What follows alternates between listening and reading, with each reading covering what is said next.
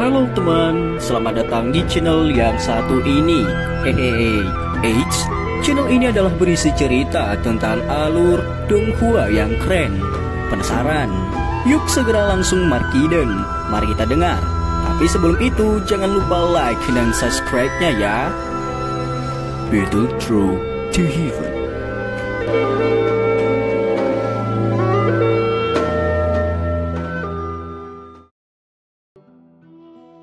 Melanjutkan dari cerita sebelumnya.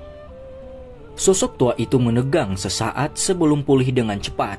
Tanpa berbalik, dia melanjutkan menuju hutan gelap. Sosok tua itu baru saja memasuki hutan ketika kilatan tajam dan dingin tiba-tiba muncul, membawa angin tebal yang menyebabkan rambut seseorang berdiri saat itu dengan licik dan kejam melesat ke tenggorokannya.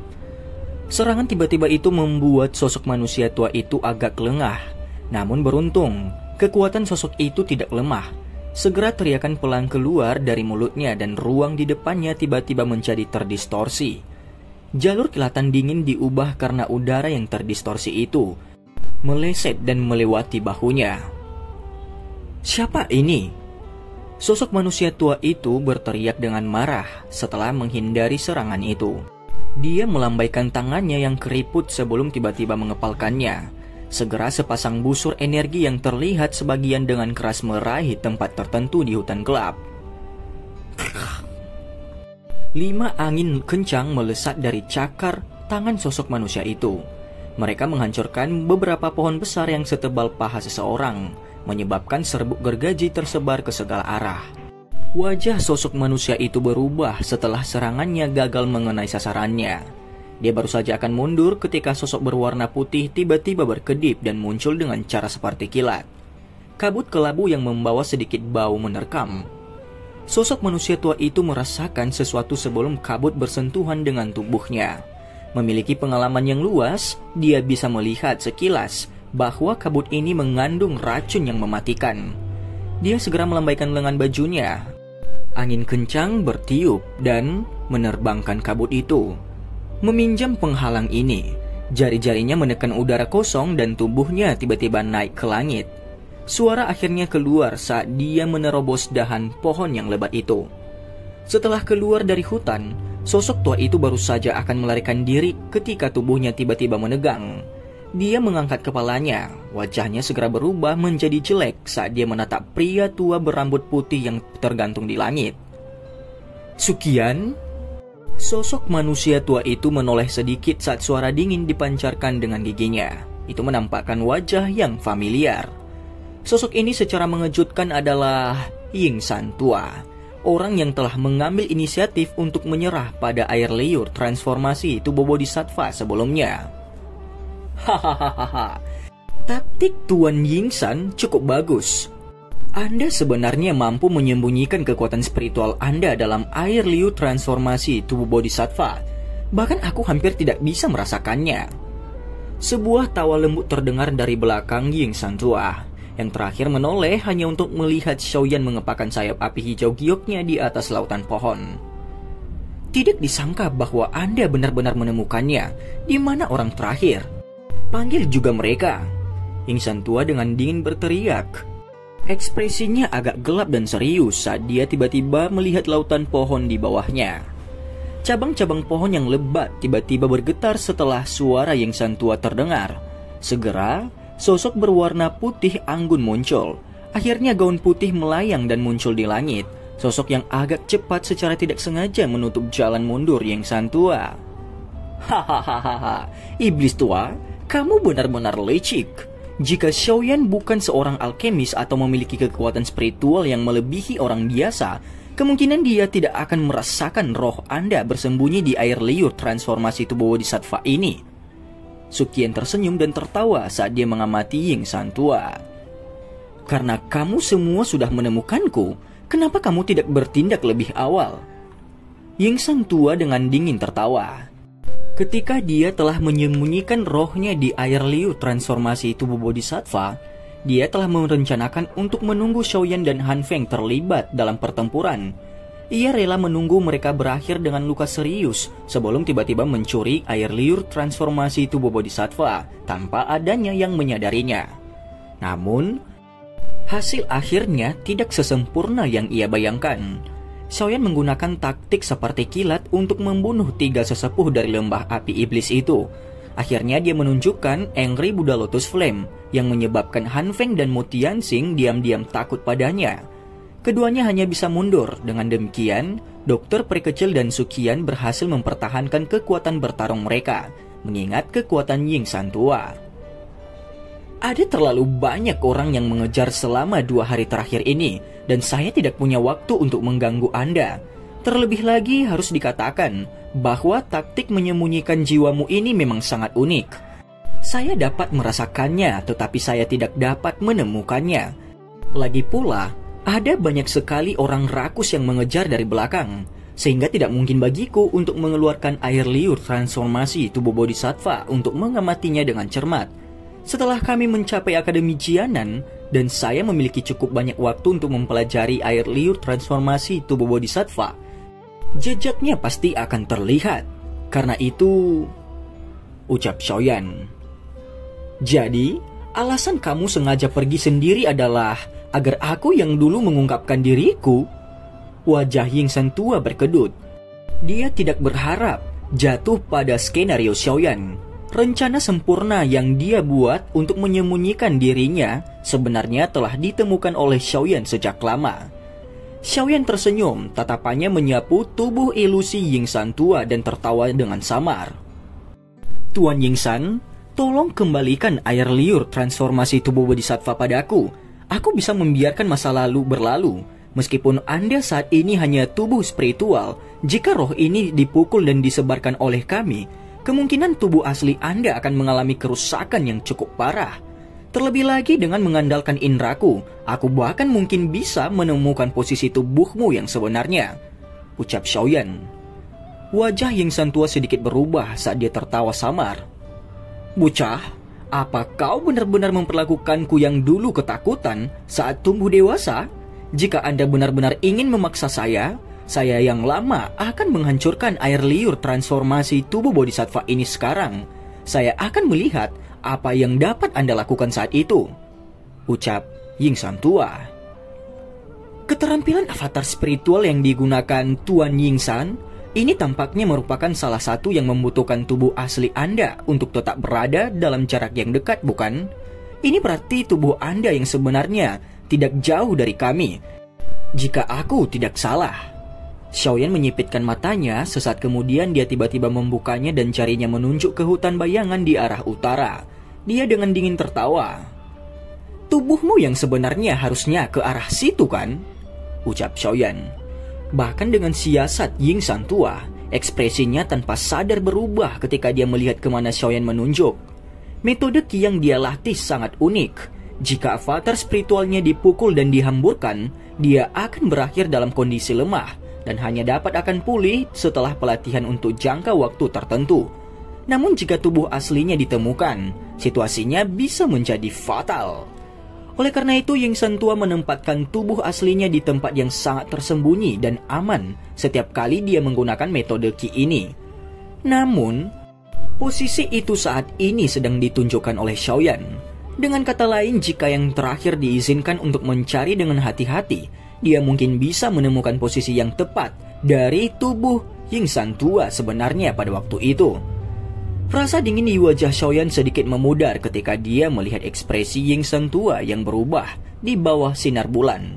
Dia dengan lembut berkata, Tuan Ying, saya menghormati Anda sebagai senior di wilayah sudut hitam. Karena itu, saya tidak menyerang Anda sama sekali. Selama Anda mengembalikan air liur transformasi tubuh Bodhisattva, saya Xiaoyan menjamin bahwa Anda akan pergi tanpa menderita kerugian sedikit pun, ucap Xiaoyan. Dihadapkan dengan taktik persuasi Xiaoyan yang bergantian, ekspresi Ying San tua berubah menjadi sedikit lebih baik. Sesaat kemudian secara bertahap menjadi stabil dan dia menghirup udara dalam-dalam. Tatapannya perlahan beralih ke Suqian dan Dokter Peri Kecil yang menatapnya dengan niat buruk. Aura tajam yang menyebar dari tubuh mereka menyebabkan Ying San tua tertawa getir. Lupakan tentang tubuh spiritualnya saat ini. Bahkan dalam kondisi puncaknya, akan sulit baginya untuk berhasil melarikan diri dari kedua tangan orang ini. Ini memang kasus gelombang baru yang menggantikan gelombang lama. Sepertinya wilayah sudut hitam ini adalah dunia kaum muda. Lupakan, anggap dirimu menang kali ini. Air liur transformasi tubuh bodhisattva ini. Ying San tua menggelengkan kepalanya dan mendesah. Dia mengangkat kotak giok di tangannya sedikit dan ragu-ragu sejenak. Dia mungkin mengatupkan giginya dan melemparkannya. Aku akan memberikannya padamu, ucap Ying San tua. Xiaoyan tersenyum sedikit saat dia melihat kotak giok yang dilemparkan. Namun dia tidak menggunakan tangannya untuk meraihnya. Sebagai gantinya, dia menjentikan jarinya dan kekuatan tersembunyi melonjak keluar untuk menerima kotak giok itu. Namun dia tetap berhati-hati. Alis Ying San Tuan sedikit berkedut tanpa ada yang memperhatikan saat dia mengamati sikap Xiaoyan yang sangat berhati-hati itu. Dia segera mengeluarkan teriakan dingin. Bahkan jika Anda mendapatkan air liur transformasi tubuh bodhisattva, kemungkinan Anda akan kesulitan mendapatkan informasi tentang hati bodhisattva di baliknya, ucap Ying San tua. Tujuan saya bukanlah hati bodhisattva yang jauh dan tidak terjangkau itu. Sebaliknya air liur transformasi tubuh bodhisattva ini. Xiaoyan tersenyum sedikit saat dia menjawab dengan suara yang lembut. Wajah dingin tapi cantik dokter peri kecil mengungkapkan ekspresi terkejut saat mendengar kata-kata Xiaoyan. Tubuh racun yang menyedihkan. Dia bahkan rela menjadi musuh dengan orang-orang tua yang memiliki kekuatan menakutkan ini, ucap dokter peri kecil di dalam hatinya. Meskipun hatinya tersentuh, dokter peri kecil secara alami tidak akan mengungkapkan terlalu banyak karakternya. Namun riak lembut telah tercipta di dalam hatinya yang seperti dulu. Ini menyebabkan hatinya yang dingin dan tertutup meleleh dengan tenang. Kata-katamu terdengar bagus. Tidak disangka air liur transformasi tubuh bodhisattva akan berakhir di tangan Anda. Dengan begitu banyak orang datang untuk mengambilnya. Selamat tinggal. Ying San tua meringkuk dan berhenti mengatakan omong kosong lagi. Tubuhnya bergetar dan berangsur-angsur berubah menjadi ilusi. Sesaat kemudian dia benar-benar menghilang di tempat itu. Kecepatan menghilangnya Ying San tua sangat cepat. Dalam sepersekian detik, tubuh spiritualnya telah lolos dari jangkauan indera Xiaoyan dan menghilang dalam kegelapan yang tak berujung. Dokter peri kecil dan Sukian menghela nafas lega setelah mereka melihat Ying San tua menyerahkan air liur transformasi tubuh bodhisattva.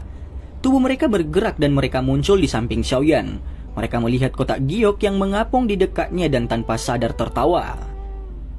Kita akhirnya membuat orang tua ini menyerah. Senyuman aneh muncul di sudut mulut Xiaoyan saat dia mendengar ini. Dia menggelengkan kepalanya sedikit dan dengan lembut bertanya, bagaimana bisa begitu mudah rubah tua ini? Xiaoyan menjentikan jarinya setelah kata-katanya terdengar dan membungkus air liur transformasi tubuh bodhisattva dengan api hati jatuh. Setelah air liur transformasi tubuh bodhisattva dibungkus, sebagian dari air liur transformasi tubuh bodhisattva bergetar dan asap putih mengempul darinya. Sedikit suara sepertinya mengeluarkan teriakan yang menyedihkan. Ying San tua yang tubuh spiritualnya baru saja kembali ke tubuh fisiknya, tersembunyi di sebuah gua di tebing yang jauh dari 1000 meter dari kelompok Xiaoyan. Dan tiba-tiba mengubah ekspresinya saat dia mengendalikan apinya. Seteguk darah segar tiba-tiba keluar dari mulutnya. Segera Ying San tua mengangkat kepalanya dan dengan kejam menatap ke arah kelompok Xiaoyan dan berteriak, sangat bagus, anak yang sangat berhati-hati, aku yang dulu akan mengingatmu. Xiaoyan tersenyum. Dia menempatkan air liur transformasi tubuh bodhisattva dalam kotak giok yang baru yang diperoleh saat dia berada di atas lautan pohon. Dia dengan malas meregangkan pinggangnya dan dengan lembut berkata, kita akhirnya menghilangkan masalah ini. Sekarang kita bisa dengan tenang kembali ke Akademi Jianan. Setelah kejadian yang sangat melelahkan itu, akhirnya kelompok Xiaoyan pergi menuju ke Akademi Jianan. Hati kelompok Xiaoyan tampak telah melepaskan batu besar saat mereka mendaki bukit dan melihat ke bawah ke kota kecil. Nafas panjang perlahan dihembuskan dari mulutnya sebelum berangsur-angsur berubah menjadi kehampaan. Perjalanan ini benar-benar berliku. Ayo pergi. Tidak akan ada lagi orang yang mengejar setelah kita memasuki kota perdamaian. Akademi Jianan telah menerima pesan tersebut dan ada cukup banyak ahli di kota kecil yang siap menerima kita. Tatapan Suqian perlahan ditarik dari kota kecil saat dia berbicara sambil tersenyum. Xiaoyan dengan lembut mengangguk. Dia menoleh sedikit untuk melihat ke belakangnya. Masih ada sosok manusia yang melayang tidak jauh di belakang karena banyak pandangan serakah dan tidak puas yang ditembakkan dari sudut yang gelap. Ini benar-benar sekelompok orang yang memiliki ketekunan yang cukup bagus. Senyum dingin muncul di mulut Xiaoyan saat dia menggelengkan kepalanya. Dia mengabaikan mereka saat dia melambaikan tangannya. Tubuhnya melompat turun dari puncak bukit dan berubah menjadi bayangan hitam yang memimpin untuk bergegas menuju kota damai. Mengikuti di belakangnya, para ahli dari gerbang Xiao dan Akademi Jianan mengeluarkan banyak tawa. Orang-orang di belakang mereka telah menyebabkan mereka merasa jijik dan kesal sepanjang perjalanan. Banyak tatapan tidak puas menyaksikan kelompok Xiaoyan bergegas ke kota kecil. Namun yang bisa mereka lakukan hanyalah menggertakkan gigi sebelum berangsur-angsur berhamburan. Hanya beberapa orang keras kepala yang terus tinggal di tempat itu. Mereka berharap situasi khusus akan terjadi untuk kemungkinan mereka mendapatkan keuntungan. Namun, situasi yang mereka harapkan tidaklah terjadi. Kelompok Xiaoyan berhasil memasuki kota perdamaian sebelum menghilang dari pandangan orang-orang itu. Sosok manusia berjubah abu-abu menginjak dahan pohon dan berdiri di udara di atas pohon besar. Mata padat di bawah jubah abu-abu berfokus pada punggung kelompok Xiaoyan yang telah menjadi jauh. Sesaat kemudian sosok itu mengangkat kepalanya sedikit dan menampakkan wajah gelapnya. Itu adalah Han Feng. Junior saya yang baik, senior ini tidak akan menyerah begitu saja. Tunggu saja.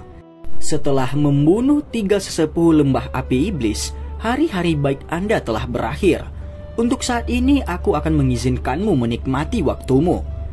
Ucap Han Feng dengan senyum yang biadab. Senyuman aneh yang bisa menembus seseorang juga terungkap di bawah jubah abu-abu setelah suara tawa dingin terdengar. Namun sosok manusia itu perlahan menjadi ilusi dan akhirnya hilang menjadi ketiadaan. Kelompok Xiaoyan baru saja memasuki kota perdamaian ketika suara manusia bergerak di udara muncul. Penatua pertama dan yang lainnya mereka kembali.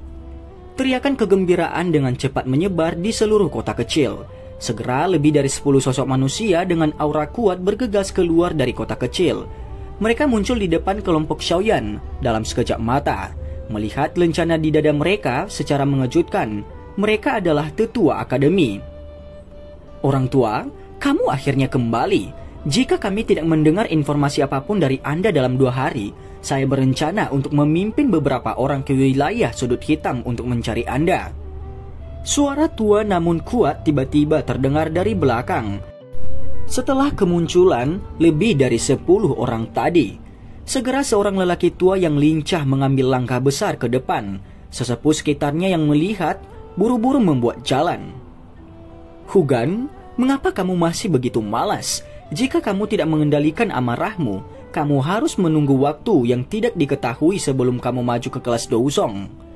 Suqian tersenyum dan menjawab ketika dia melihat orang tua yang cukup dikenal Xiaoyan ini. Heh, apa hubungannya naik ke kelas Douzong dengan amarah? Hugan meringkuk mulutnya. Tatapannya segera berhenti pada Xiaoyan.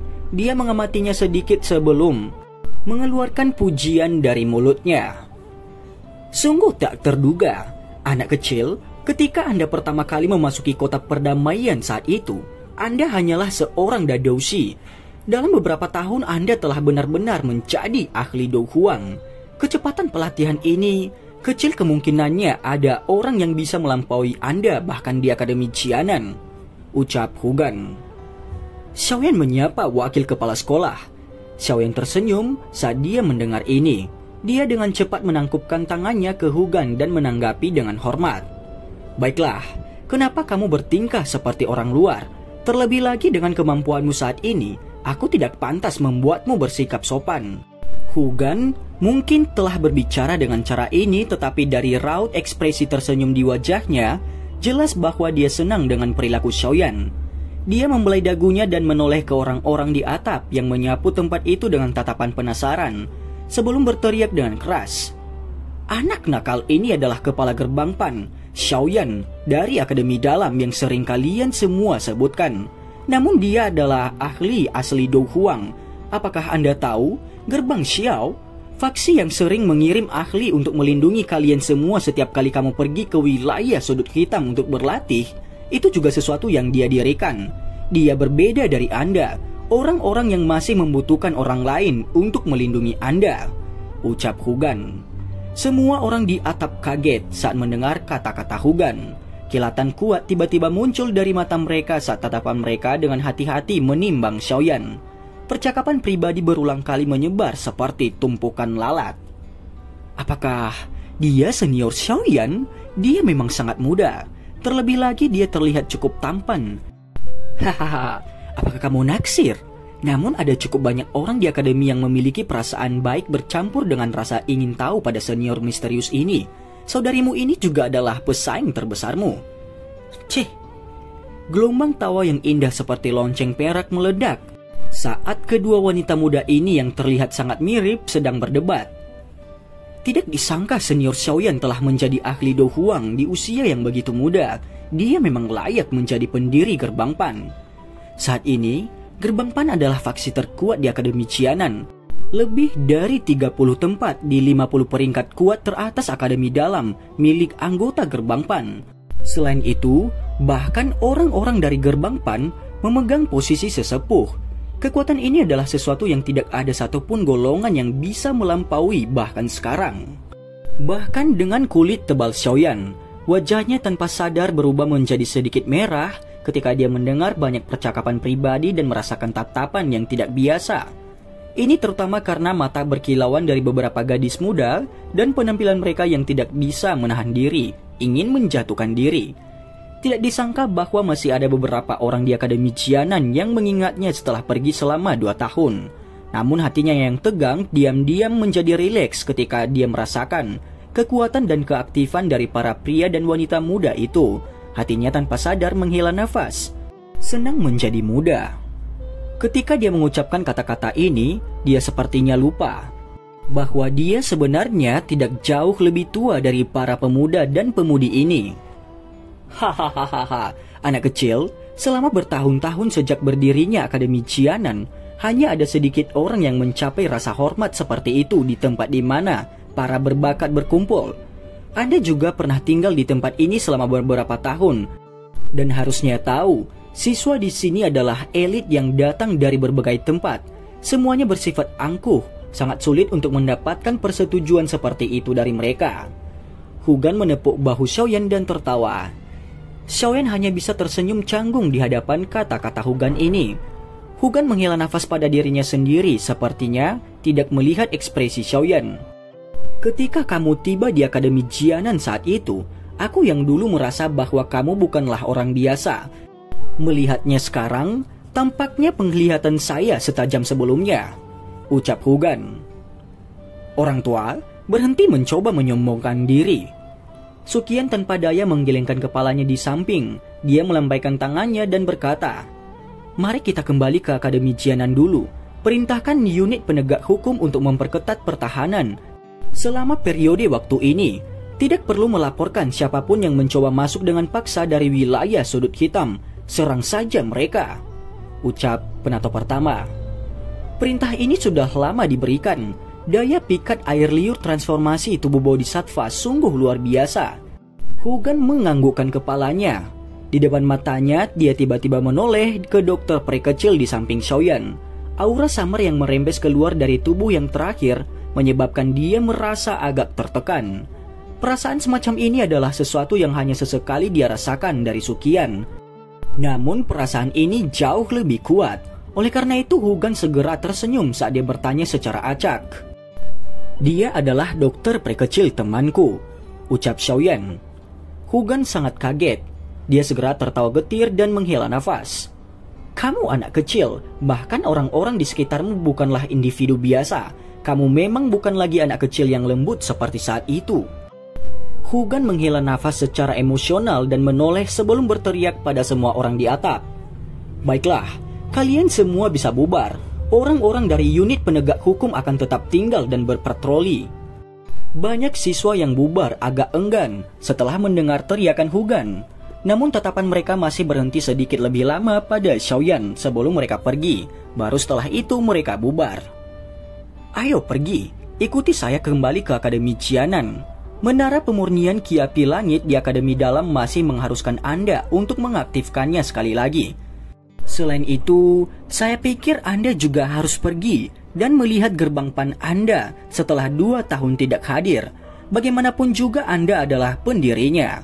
Sukian akhirnya menghela nafas lega saat dia melihat semua orang pergi, merasa bahwa segala sesuatunya menjadi jauh lebih tenang. Setelah itu dia menoleh dan berbicara sambil tersenyum kepada Xiaoyan. Xiaoyan tersenyum dan mengangguk. Dia mengangkat kepalanya dan melihat ke lokasi Akademi Jianan di kejauhan. Hatinya juga mendesah pelan. Setelah 2 tahun, dia akhirnya kembali ke tempat ini di mana dia secara bertahap berubah dari seorang pemuda yang lembut menjadi seorang ahli. "Gerbang PAN, saya bertanya-tanya bagaimana keadaannya sekarang." Hati Xiaoyan diam-diam menjadi panas saat dia memikirkan faksi muda yang dia dirikan ini. Dan cerita pun bersambung. Terima kasih telah mendengarkan Mimin sampai akhir ya. Dan jangan lupa nantikan cerita selanjutnya.